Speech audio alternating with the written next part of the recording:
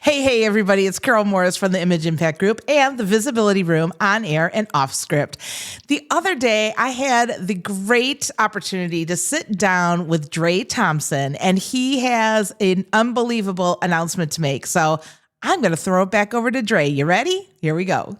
Hey, and good morning. What up, though, to all my Detroiters? And if you're in Yaktown, what do they say in Japan? They say Ohio gozaimasu. So that's good morning there, too. All right. So I am Dre Thompson. I am a professional speaker as well as HR consultant of Talent Solutions Now, curator of TEDx Pontiac. Yes, and that is the announcement. TEDx is coming to Pontiac. How amazing is that? Oh, I'm ecstatic. I'm excited, and I am ready to create new ideas and potentially change lives. I'm so excited. Oh my gosh, this is so cool. So how did this come about? What happened to make you want to get, is it a license that you have to get for TEDx? Is that what it is? There is a licensing process. And so I'll be very transparent and say I was playing around with some artificial intelligence a little bit. And I honestly did not think that the license would get approved, but here we are. It took roughly a month, and I went through a slew of different titles. I had, initially I wanted to call it TEDx Oakland County. Yeah. And you can't name a TEDx after a county. It has to be after a street or a city.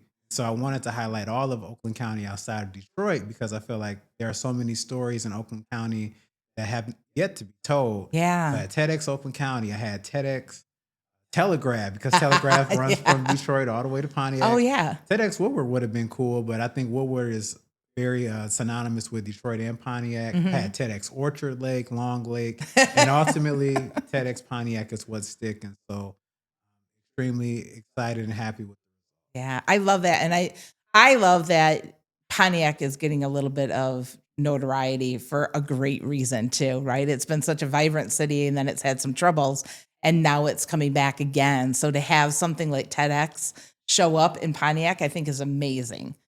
Yeah, so there's a lot of excitement from talking to officials and community figureheads across Pontiac. Yeah. And there's the general Pontiac area, right? Because it encompasses Waterford, Auburn Hills, I'd say northern Oakland County, a lot of community support. The small businesses in that area, for lack of a better word, they go hard for each other. Yeah. They're like in the trenches supporting and want to see their city succeed. So it really does remind me of the grit Detroit had like 10 years ago. Like downtown today, not what downtown was 10, 12, 15 years ago. So they're looking, I'd say from a government perspective, I'd say like a downtown Royal Oak, Detroit, what Detroit has done, Pontiac is looking not only to mimic, but do something similar.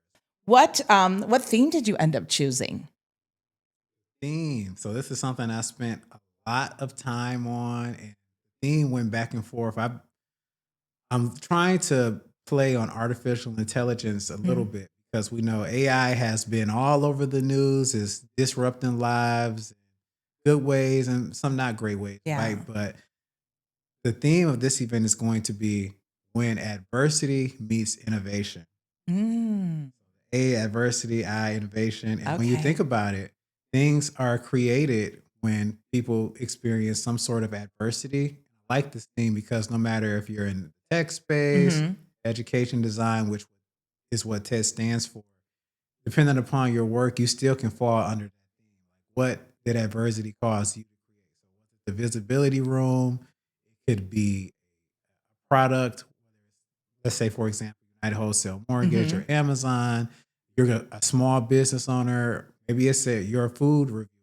You could fall, like what caused you to create what you created? Yeah. What impact do you want that to have on society? Oh, I love that. And I love the use of AI as a different iteration, right? So when adversity meets innovation. When adversity meets innovation rather than artificial intelligence. However, the two can coincide, right? Oh my gosh, how fun. How long did it take you to plan all this out? Because it sounds like the idea came to you, then it moved pretty fast, and now the details are here. Honestly, this all started back in July. We're in the winter months now, and it definitely took me some time, but I've been playing around with AI, I'd say a little bit since like 2022 when the Hmm.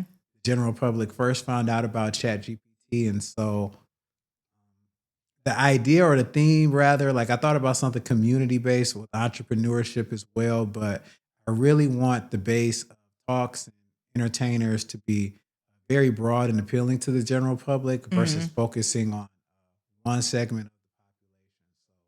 So I'm being very, I'd say, strategic about what I'm looking for as far as like speaker or Hmm. entertainer. And really, I want someone to walk away from this event, my Flavor Flav voice going, wow, like what did I just experience? Like that was something spectacular, amazing. I Yeah. want them to leave this event truly revitalized. I want them to walk away with their time being valued and that Hmm. they can go forth from that day talking about the experience in a positive way. Looking forward to the next engagement. Yeah.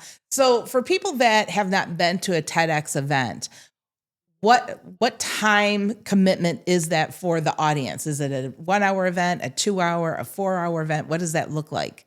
I would say from an independent, organized event, the format could vary. I'd say for this event, I'd anticipate potential full day or half day. So, for Hmm. example, if we start at 10 o'clock and end at 4 p.m., Hmm. I'd consider that a full day. If it was 4 hours or less, I'd consider that a half day. Yeah. But with the activities that we have planned, I'm actually looking to have continuing education credits depending upon your profession qualify for this event as well. So you're looking to get those continuing education credits, whether you're in HR, Hmm. marketing, or any other public profession. Let's come and have a good time. So Yeah. you'll get inspired. But as far as the format, I'd say plan on a full day from early morning, say early morning, afternoon till like Yeah. I love that. And typically, and here's a question for you because I don't know what the typical format is. Is it speaker after speaker after speaker, or is it speakers and breakout sessions, or as an organizer, do you get to play around with that and decide what it looks like for you? I would say as an organizer, you do get the opportunity to play around with that a bit for Hmm. the first go around. So definitely want to do workshops. And so when I think about Yeah. some of those venues, right, like the Strand and the Lafayette Grand, they encompass beautiful spaces that could do something of that magnitude. However, I would say plan for a lunch portion and networking. And that was Hmm. another motivation, right? Like how many times have you been to one of those events to where there was an ample number of people, but you didn't get to capitalize or meet like the amount of people that you would have liked to Yeah. expand your network or your scope. So Hmm. I think by keeping it, I'd say very intimate while still a large number of people for you to like really connect with, that's another focal point of this event as well. I love that. I love that. I want to go back to the speaker section of it because that is what this is all about. People getting on stage, telling their stories, motivating, having a great impact. What are you looking for in a speaker? What if you're out there and you're like, oh man, I always wanted to be on the TEDx stage. What can you do to get on the stage in Pontiac? I would say be committed first and foremost because I know even me as well, right? Like I've always wanted to give a TED talk, and I think thrusting myself into the world of TED has I won't even say help me get ahead, but help me really understand like what it takes to be a TED speaker. Hmm. If you have no previous public speaking experience before, I think that's okay. But being able to take the time to like really flesh out your idea. So for one, I think one big criteria is like having an innovative or creative idea. The second thing that I'm looking for is people that are comfortable being on video or camera. Yeah. Because again, I think people have the idea of, "Oh, I want to give a TED talk, but they've never given a talk on stage in front of 5 people, 10 people, even 50 people. Yeah. So imagine not having that experience before and being on stage in front of like 300 people. So Hmm. being able to commit your time outside of practice, maybe to join an organization like Toastmasters Hmm. or going to a Rotary Club or Chamber of Commerce to maybe hone your talk and get the opinion of the public if you are Yeah. chosen. I think those parameters are something I'm looking for. Really, I won't say diverse perspectives, but I'd say a mix of like contrarians or maybe or something that the audience can take away from your talk or your entertainment to like, wow, I never considered that perspective before. So Hmm. really bringing something new and innovative to the table versus I'd say often with TED, people, I think we can talk Detroit particular because I'm Yeah. from Detroit. I've lived in Michigan my whole life. A lot of people have hell to comeback story, right? Like I experienced this and this caused XYZ reaction. So although I'm interested in hearing those talks, I don't Hmm. feel like a bulk of the event cannot be 5 to 10 of those. Right. Yeah. Everybody goes home sad. Right. Exactly. Everybody can't. We want, but what does Pharrell say? Because I'm happy. You want people walking away really amazed and really I consider myself a lifelong learner. Hmm. I want people to be able to connect, build community, Yeah. thrive, and learn about each other. That's the goal about this. Help everybody like broaden their networks and bring back that community feel. Because I was talking with Yeah. my friend Sydney, before, and she was just saying like, hey, like I've watched the news some days and it's just dark and I won't say depressing, but we need more positivity. Yeah, I love that.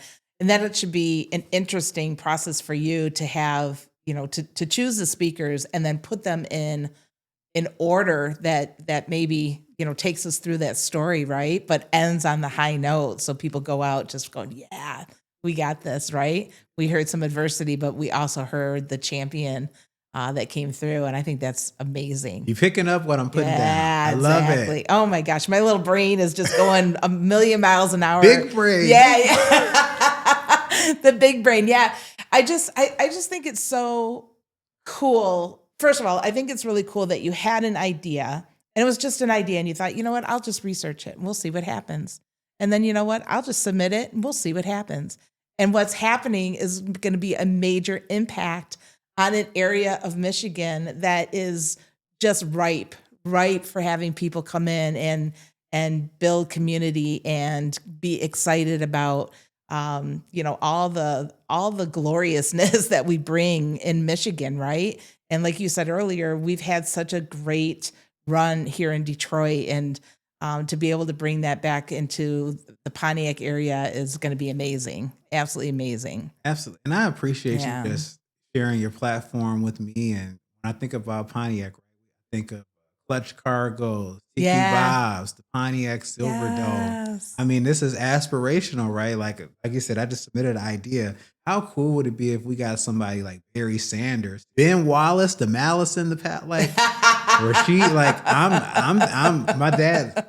Life advice that I got from my dad some years ago: if you think small, you'll be small. So that's why I tend to Mm, think big and hit yes. hit above my britches. And I think that's important for us all to aspire to Yeah. be great because as human beings, like we are great.